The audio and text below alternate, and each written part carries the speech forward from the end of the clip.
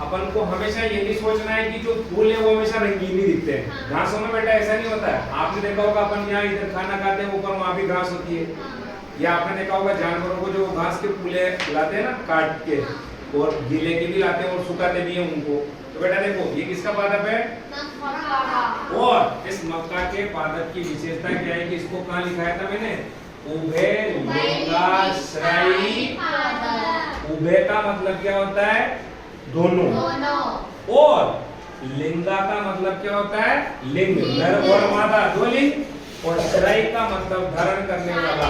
तो बेटा बड़े ध्यान से सुनना, जब एक ही पादप पर नर पुष्प भी लगे हों और मादा पुष्प भी लगे हैं, तो बेटा ये देखो ये ऊपर जो आपको दिख रहे हैं ये क्या है? नर पुष्प। ये सारे क्या है बेटा? नर पुष्प है। क्या है? नर पुष्प है।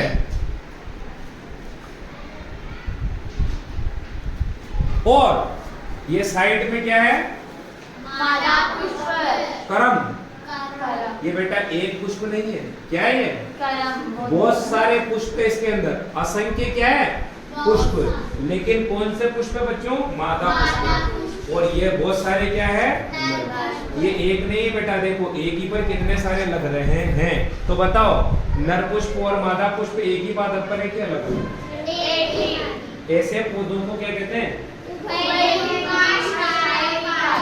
इंग्लिश में इनको कहते हैं बेटा मोनोइसियस। मोनोइसियस, मोनो का मतलब होता है एक ही घर में। तो बेटा देखो अपन ने यहाँ इस लोकेश को क्या माना? एक घर। अब बताओ क्या इसके नर पुष्प भी लग रहे हैं? क्या इसके मादा पुष्प भी है? इसलिए क्या बोला मैंने? नर और मादा पुष्प जब एक ही पौधे पर होते हैं, बताओ, यानी अपन ये कह सकते हैं स्त्री और पुरुष एक ही मकान में, तो क्या बोलेंगे इसको? उभय लिंगाश्रयी। तो उसका कौन उदाहरण हो गया? एक मक्का का पादप। ठीक है, तो ये पूरा एक पुष्प नहीं होकर क्या है? पुष्पों का झुंड है। इसी प्रकार ये एक नर पुष्प नहीं होकर क्या है? झुंड। पुष्पों का क्या है?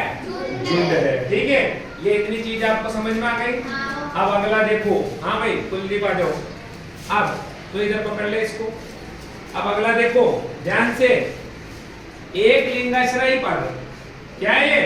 एक लिंगाश्रयी। एक लिंगाश्रयी पादप का मतलब है बेटा यह एक ही लिंग को धारण करेंगे।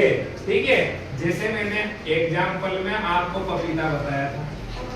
ठीक है, तो इसमें बड़े ध्यान से देखना। बताओ ये एक घर है और ये दूसरा घर है। तो बेटा देखो इसमें केवल नर पुष्प है और इसमें केवल क्या है? मादा पुष्प। लेकिन बेटा इस पूरे में एक ही प्रकार का लिंग है नर, और इस पूरे में एक ही प्रकार का है क्या?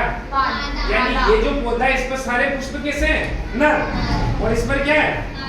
तो बेटा ऐसे में अपन को दो पादप चाहिए, एक का क्या नाम है और एक का मादा पादप। क्योंकि यह पौधा एक ही लिंग को धारण कर रखा है इसलिए इसको बोलेंगे एक लिंगाश्रयी पादप। और इसने भी एक ही लिंग को धारण कर रखा है इसलिए इसको भी क्या बोलेंगे? लेकिन बेटा ये मादा पादप है और ये अब तुम बताओ लैंगिक जनन के लिए कितने पौधे चाहिए?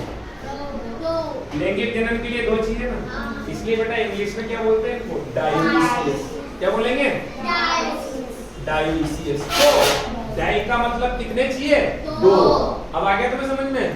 लेकिन बेटा इनको हिंदी में क्या बोलेंगे? एक लिंगाश्रयी। मतलब एक पादप एक ही प्रकार का लिंग धारण करेगा। अगर किसी पर नर पुष्प आ रहे हैं तो सारे पुष्प कैसे रहेंगे? नर नर रहेंगे। और अगर एक पर मादा पुष्प आ रहे हैं तो उस पर सारे क्या रहेंगे?